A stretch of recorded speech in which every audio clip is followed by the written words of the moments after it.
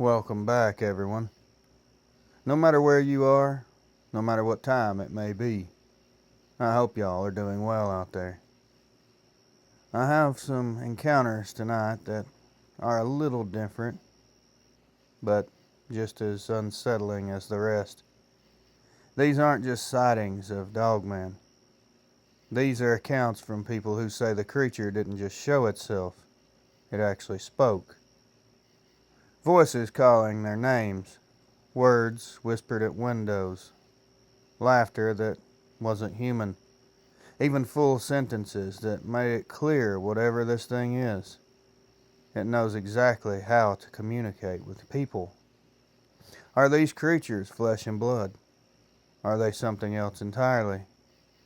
I've asked this question before, but it still lingers. I'll leave that up to you. What I can promise is that after hearing these encounters, you'll never feel the same way about the silence in the night ever again. Without wasting any more of your time, everyone lock in. Let's begin. Grab a drink. Lock your doors and windows. Hit the lights. And let's get started. Reels. This happened in 2016 when I was living outside of Chillicothe, Ohio. I was in my late 20s at the time, and I spent a lot of evenings walking trails behind my place just to clear my head. It was just old farm country with patches of woods. One evening in late September, I was heading back toward the house around dark. The sun was not completely gone, but mostly there, and there was just enough light left to see the trail. About halfway back, I heard someone call my name. At first I froze. Nobody else should have been out there, and it wasn't like I had neighbors close by. But as plain as day, I heard it. Matt. It wasn't loud. It didn't whisper, but it was in this flat, drawn-out tone. I yelled back, "Who's there?" and got no answer. I picked up the pace, figuring maybe a buddy was out there trying to mess with me. But the further I went, the stranger things got. A couple of minutes passed and it came again. The same voice, same tone. But I could tell this time that it definitely did not sound right.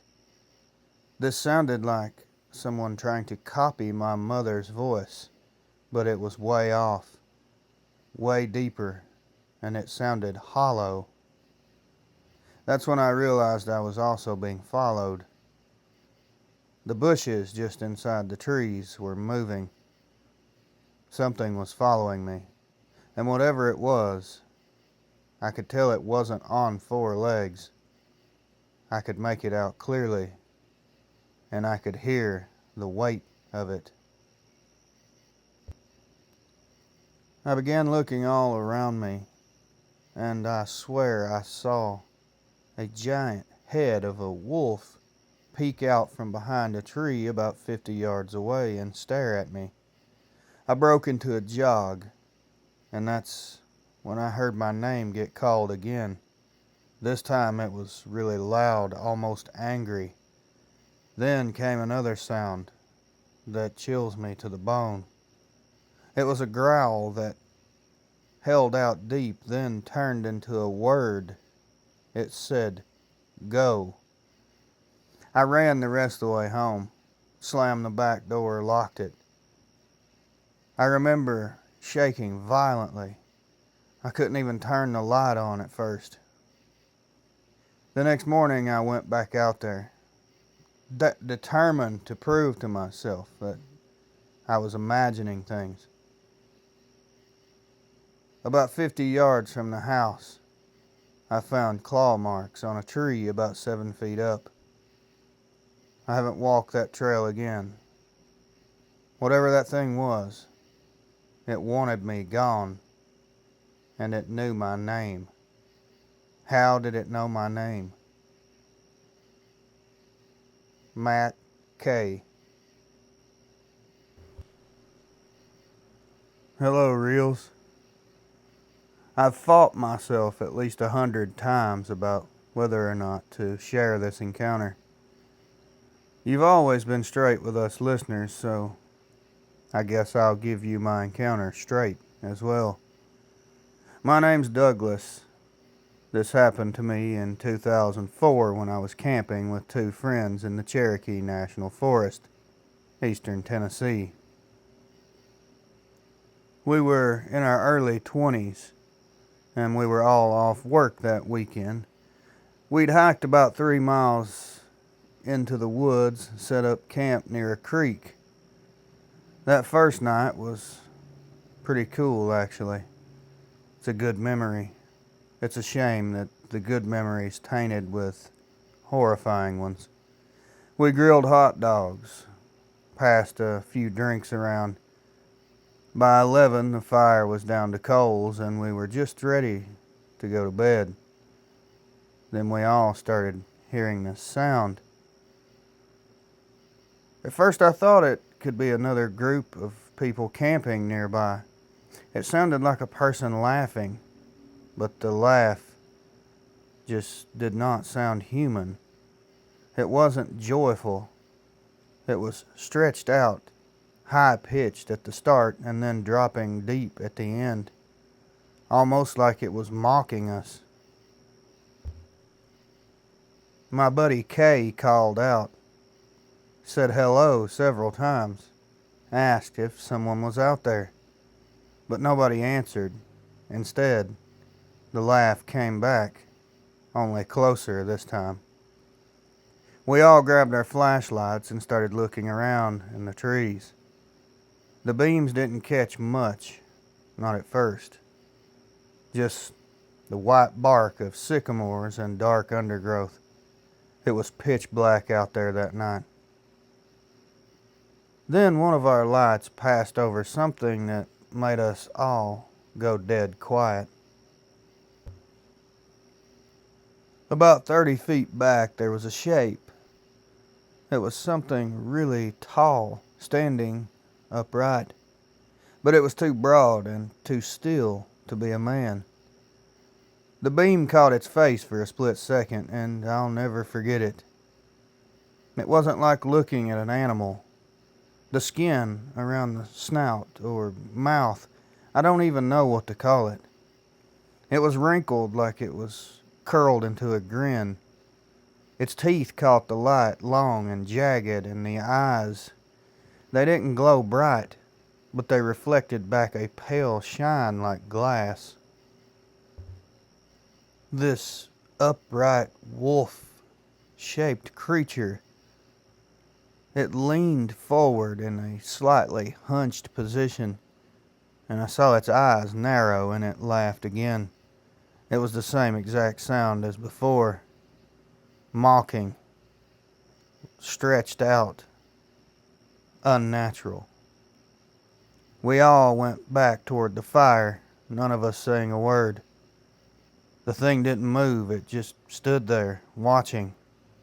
The longer it stayed, the more it felt like it was toying with us, like it wanted to see us panic.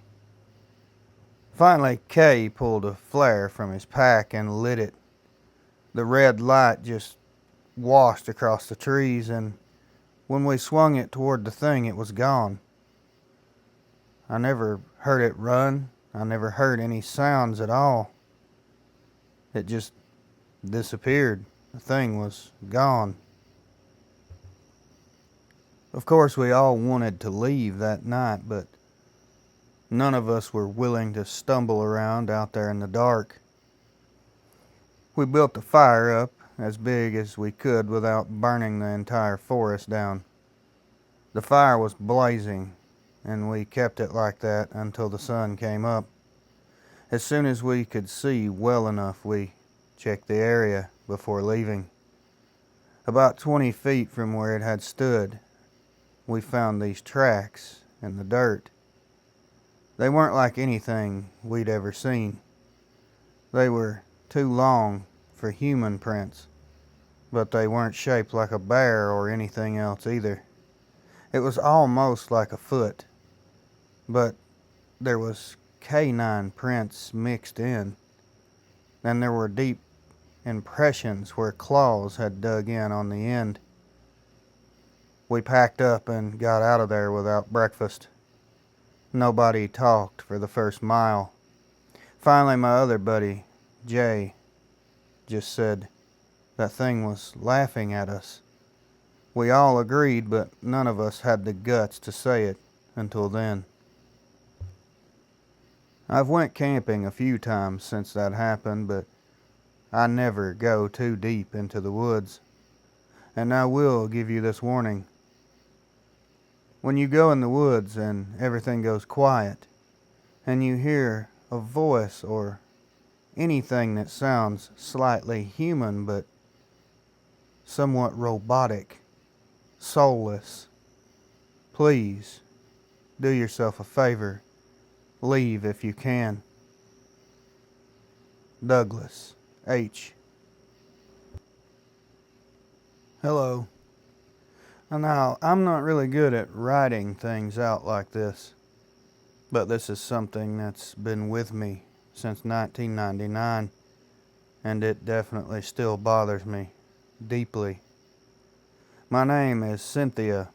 I live in Michigan. I was a teenager when this happened. We lived in a 2-story farmhouse outside Alpena. It was January. Snow was deep. Nights were so quiet you could hear the ice shifting on the roof. I had the upstairs bedroom that faced the backwoods. No houses behind us, just trees all the way to the river. One night I woke up around 3 in the morning because I heard tapping. It sounded like someone's fingernails tapping on the glass. I thought it was branches from the maple tree, but then I remembered. There weren't any branches close to my window. I sat up and listened more close, and that's when I heard a voice cut through the night. It whispered my name, Cindy. Soft, almost gentle, like a family member trying to wake me up. For a second, I honestly thought that it was my mom, but the voice was coming from outside the window. I couldn't move. I was sitting there in bed with the blankets bunched up around me. Then it whispered again, this time longer and giving me chills, even now. It whispered my name, long and drawn out. Cindy. I finally worked up the courage to look.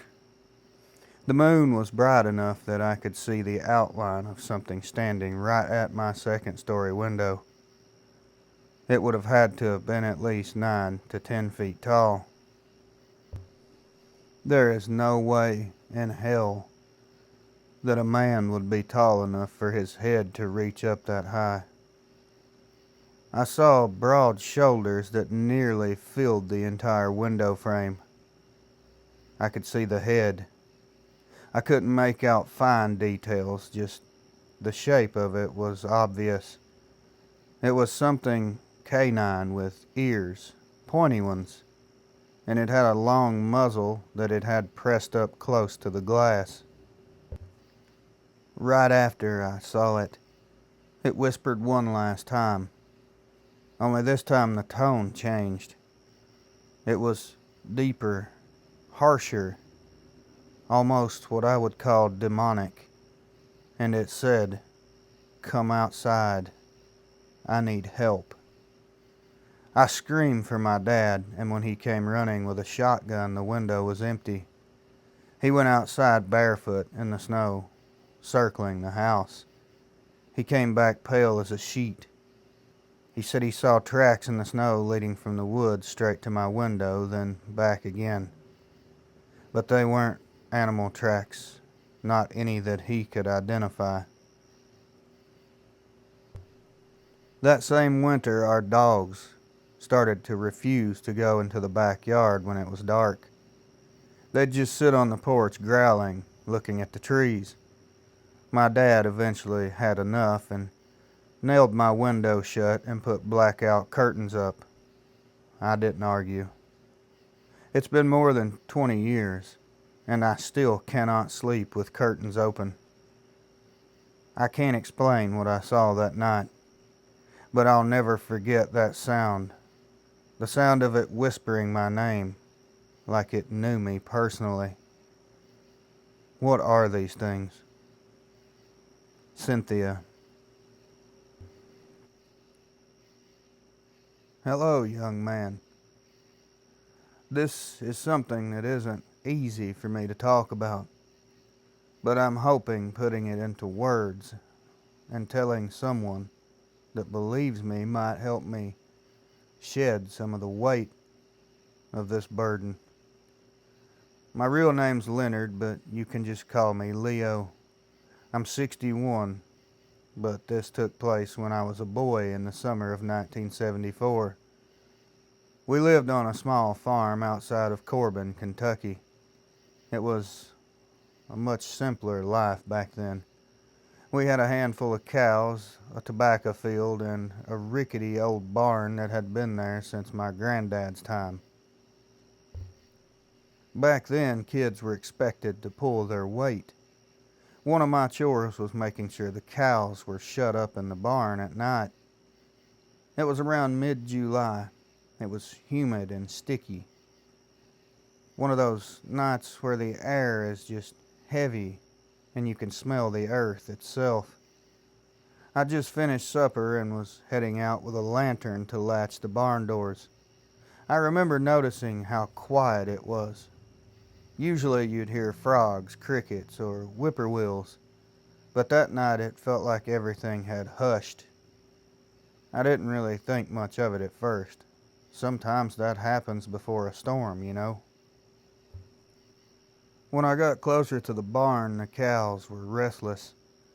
I could hear them shifting around, bumping into the stalls and the walls, lowing in that uneasy way they do when they smell a predator. I picked up my pace, figuring maybe one of the dogs had gotten in. The moment I swung open the barn doors, the smell hit me right in the face. Musky, wet, mildew, like a mix between a wet dog and something rotten. My lantern light caught the cows. Their eyes were the size of saucers, all of them pressed to the far side of the barn. I started hearing something. It sounded like breathing. Thought it was my own, until I realized I was holding my breath and I could still hear the breathing. It wasn't the short snorts of an animal, but long, slow, steady breaths, like something was trying not to move. My lantern, I remember, was shaking in my hand at this point. At first I didn't see it as I lit up the rafters. Then my eyes began to adjust. Up in the loft, crouched low between the bales of hay, something was staring down at me. Its eyes, when hit by the lantern, were glowing faint like coals from a fire. The shape of its head was different. It was long, with ears angled up. I remember seeing the hay moving around its legs, shifting, and realizing it wasn't small. Whatever it was, it filled that entire loft space. I couldn't move. I was gripping the lantern and trying to tell myself it wasn't really there. Then it started slowly moving, carefully, almost in a deliberate way. It leaned forward just enough that I could see its teeth. They weren't like dogs' teeth, neat and even. They were uneven, jagged, chipped, nasty looking. And they looked like they were so big that it wouldn't be able to close its mouth all the way. That's when it spoke to me. It wasn't a clear word at first. It was like a low rumble, but then it shaped into something clear enough to understand. Get out. I dropped the lantern and it shattered on the dirt floor. The barn lit up in a flash of fire before it fizzled down, just enough to throw that thing's shadow huge against the back wall. The cows went crazy, kicking and bawling. I ran for the house, screaming for my dad. By the time he got outside with a shotgun, the barn was empty. But he saw the mess. The cows were still frantic. There was hay strewn everywhere, and there were claw marks ripped into the wood of the loft. They were deep and too high for any animal to make, especially some type of canine. For years afterward, I couldn't go into that barn alone. Even as a grown man, I'd get a tight feeling in my chest just walking past it. My father never talked about that night again, but he replaced the barn doors that week and told me one time, "Son, some things out there, you just have to give them their space." I believe whatever was in that barn was real, and it wasn't just some animal. I can still hear that voice in my head after all these years, telling me to leave. I hope you can use this on your channel. Leo. Reels, my man. I don't even know where to start with this one. I guess the only way to tell it is the way I remember that it happened. Just call me Anonymous, please. And this was back in 2008 when I was working nights at a chicken plant down in Arkansas. It's not a glamorous job. Yeah, I know. The smell alone could knock a buzzard off a gut wagon, but it paid, so I guess that's all that matters. I worked second shift, which meant I was getting off around 2:30 in the morning. Most nights, anyway. One thing about that plant, it set way out of town. No street lights, no houses nearby, just a couple of gravel lots, a thin patch of woods, and then endless farmland.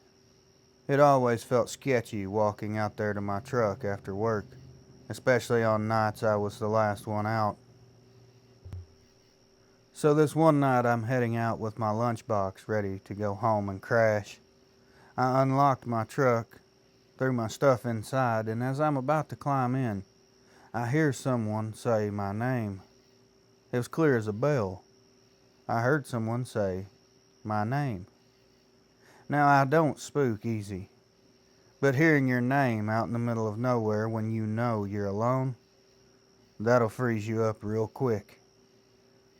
I spun around and began yelling, "This isn't funny." There was just dead quiet, not an answer.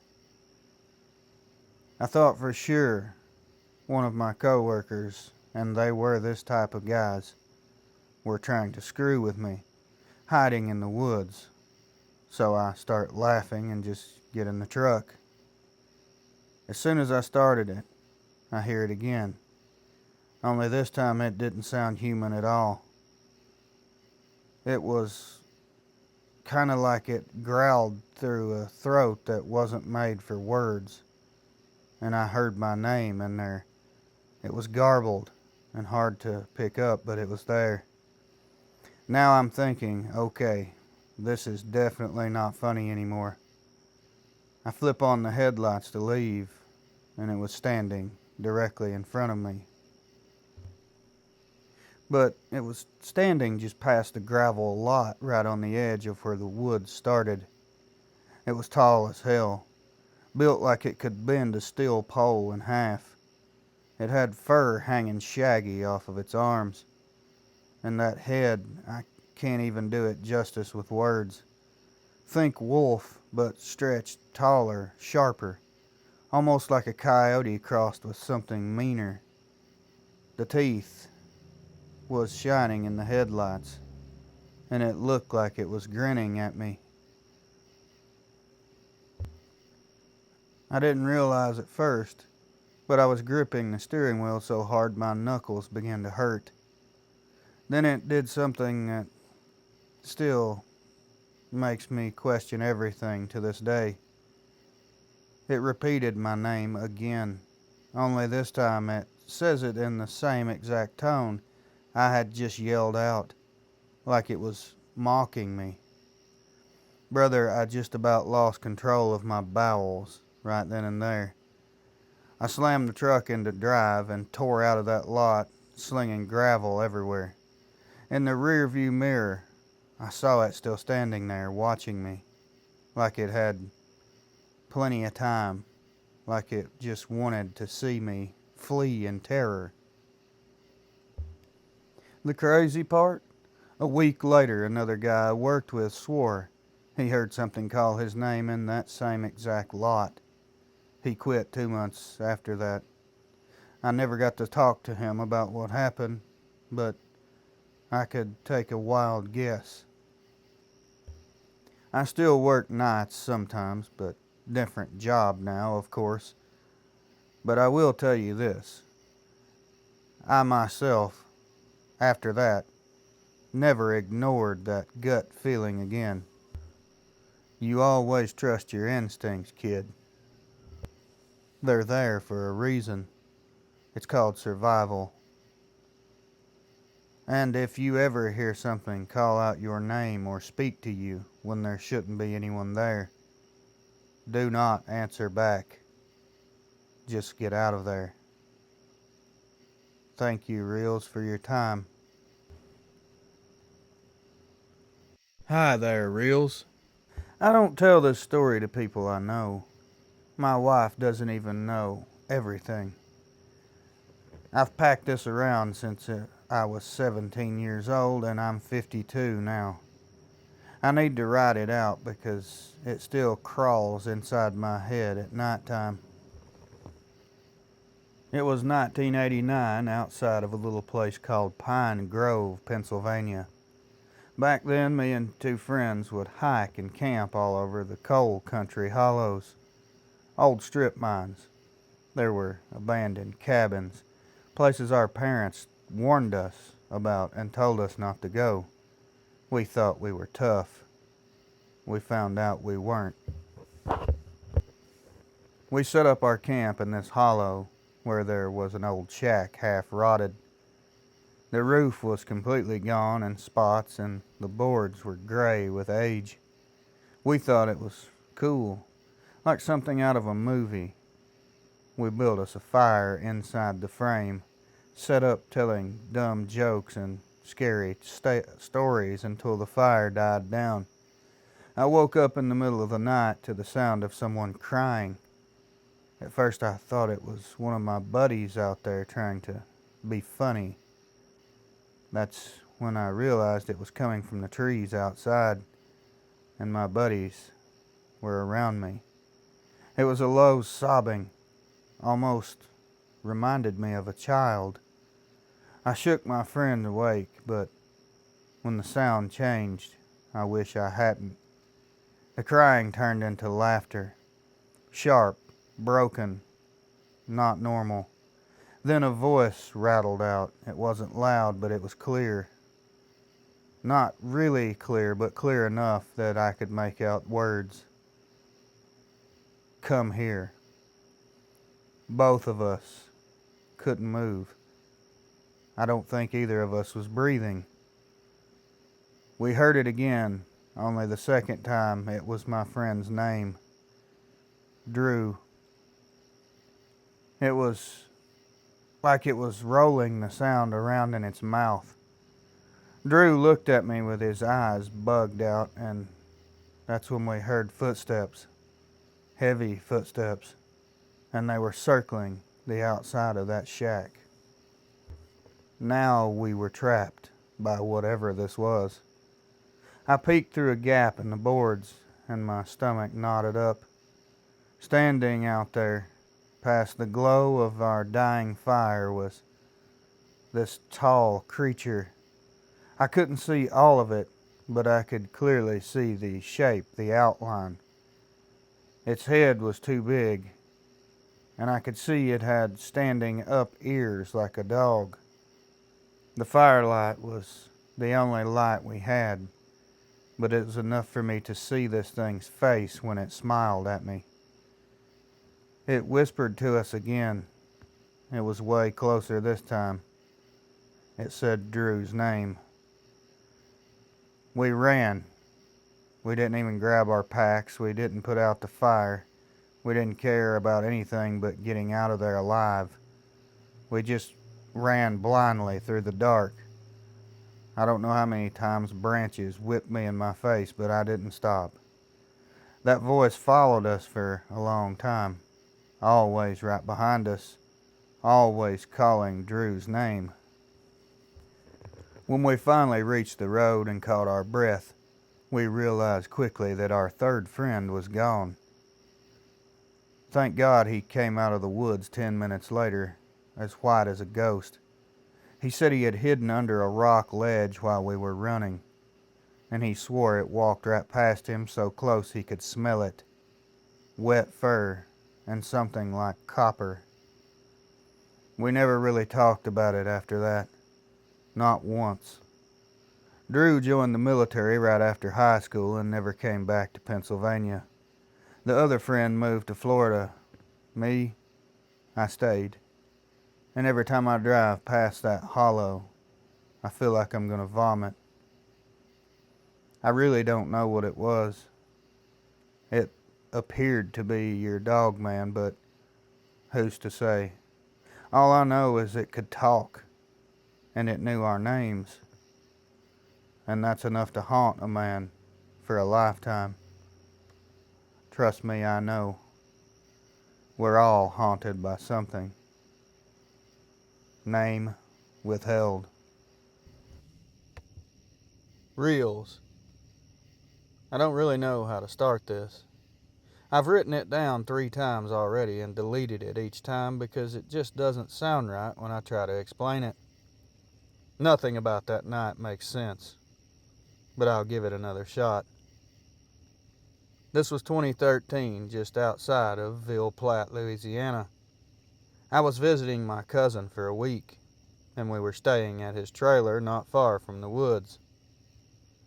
It was a sticky, hot night where even the air felt dense and heavy. There was no breeze at all.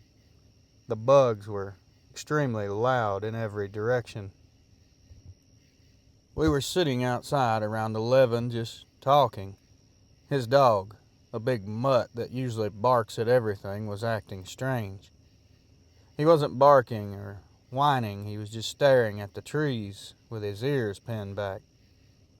That's when we, ourselves, heard the first sound that did not belong. It was a voice, but not a voice. It was low, broken, almost like someone trying to talk with their throat torn up. The words didn't come out clean. It sounded like it was trying to say something familiar, but everything came out wrong. Me and my cousin looked at each other and he asked me, "You hear that?" And before I could answer, it came again. It was saying, "See me." I'll be honest with you, man. My legs turned into jello. It wasn't just what it said, it was how it sounded. The pitch was off. It was too deep at first, then high on the last syllable, like a recording being slowed down and sped up at the same time. We headed toward the porch. We tried to take the dog with us, but he ran off under the trailer and would not come out. My cousin grabbed a flashlight and turned it on and aimed it out in the yard. We got a good look. Not the whole body, just enough to ruin my sleep for the rest of my life. Between 2 pecan trees stood this monster, this tall thing. The light only caught it for a second, but I swear I saw a jawline that just did not look like anything I know. Long, wide teeth like glass shards, and the eyes shined a flat white like marbles. It made the sound again, only this time it wasn't words. It sounded like laughter. Not human laughter, and obviously animals can't laugh. This was evil. It echoed across the clearing even though it didn't raise its voice. If you've ever watched the old Predator movie with Arnold Schwarzenegger when the Predator laughs at the end, it reminded me a lot of that. I can't even watch the end of that movie because of it. We retreated indoors, locked every door, turned every light on. Although the size of that creature, if it wanted us, that door wasn't going to stop it. The thing circled the trailer for hours. You could hear it moving. Heavy steps crunching the dirt, the occasional scrape against the side of the house. Sometimes it would stop at the windows and we'd hear it whispering. Not words we could understand, just that broken, gargled sound like it was trying to form them. Around 4 a.m, everything stopped. The dog finally came out from under the trailer at daylight, but he wasn't normal.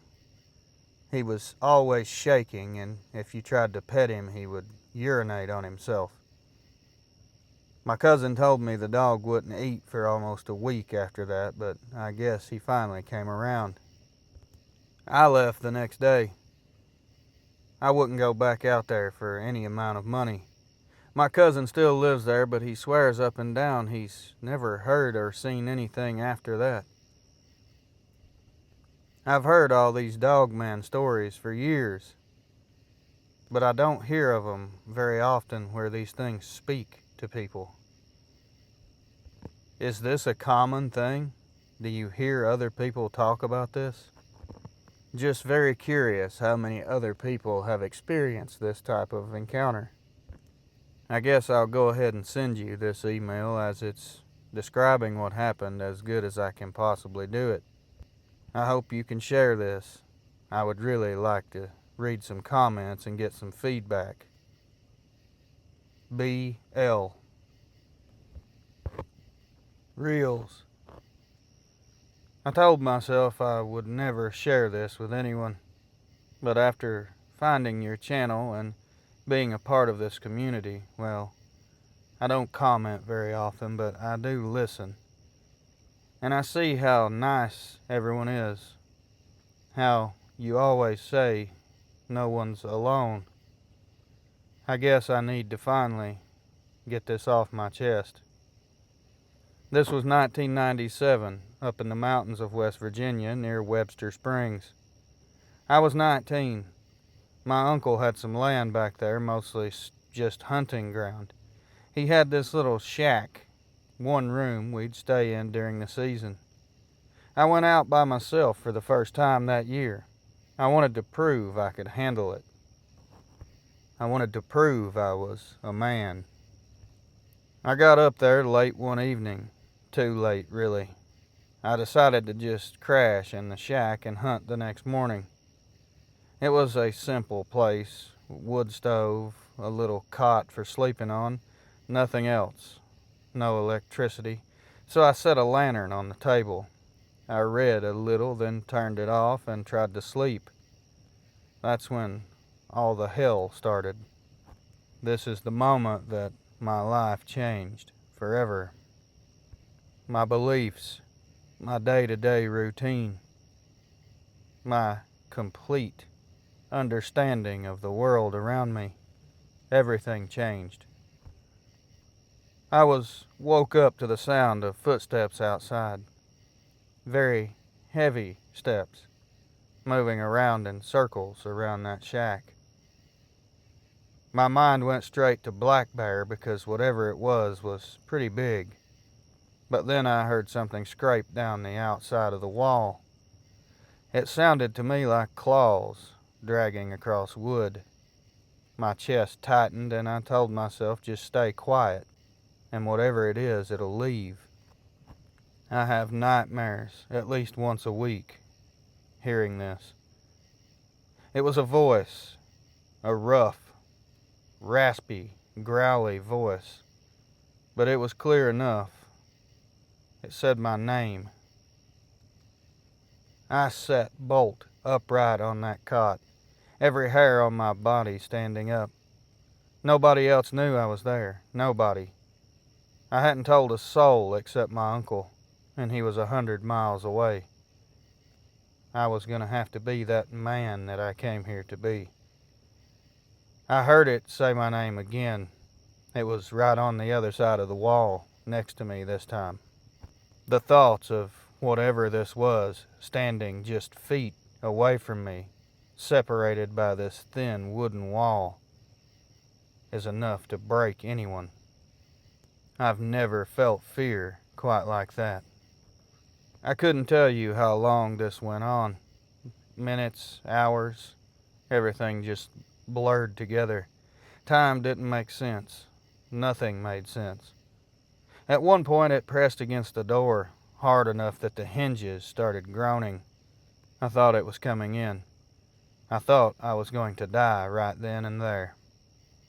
And then as sudden as all this started, it stopped, followed by dead silence. It was so quiet my ears began popping. I can hear it now. Well, you had a gun. Yeah, I had my rifle. I was gripping it for dear life, but I didn't know what this was, and honestly I still don't, but I don't think that rifle was going to help me in this situation. The next day, when I finally had to open the door, the ground outside was torn up with prints. I won't even try to describe to you the prints because it's just insane. Some of them went right up to the shack door. I left that morning and never went back. My uncle did sell that land a few years later. I never told him why I wouldn't hunt there again. It's been almost 30 years now, but I still hear that voice sometimes when I'm alone at night. I'll be laying in bed and my brain plays it back, the way it said my name. I don't care what anyone says. I know what I heard, and I know what I saw in those tracks. Those tracks were canine. I know tracks. I know what canine tracks look like, and these were huge. It had to be a Dogman, and it wanted me. Anonymous. Friends, legends, family. That's gonna do it for this one. All these encounters with one terrifying thing in common. A voice, not an echo, not an animal sound mistaken in the dark, but something that knew names, words, and even how to mimic. It makes you wonder, are these things just predators of the flesh, or are they something far older and far more dangerous, with the ability to mock us in our own language? This is a topic that still baffles me completely. I don't even know what I think about it myself. But I'd love to hear your thoughts. Do you believe Dogman can actually speak, or do you think it's all tricks of the mind and moments of fear? Drop your comments below. You guys know I always read them. I want to thank each and every one of these individuals for submitting these encounters. It takes a lot of guts to step forward and tell something like this to thousands of strangers. But I dare say, I don't feel like we are strangers here on this channel. I say family for a reason. I mean that when I say it. And of course, I want to thank all of you guys for being here and for listening. The support, the kindness, the understanding that you guys keep pouring into this channel and this community we've built together is astonishing. I'm amazed, and I couldn't be more thankful. Also, a huge thank you to the channel members. You guys know who you are. You're legends, man. Every single one of you. You guys are amazing. Thank you for your support. If you made it this far, be sure to hit that like button and subscribe to the channel if you haven't done so already. These things seem small and like they don't matter. But just a few seconds of your time can really help this channel. Well, that's gonna do it, y'all. Everyone, please stay safe out there. I love each and every one of you. Until next time, my friends, watch over your loved ones, keep your head on a swivel, and as always, good night.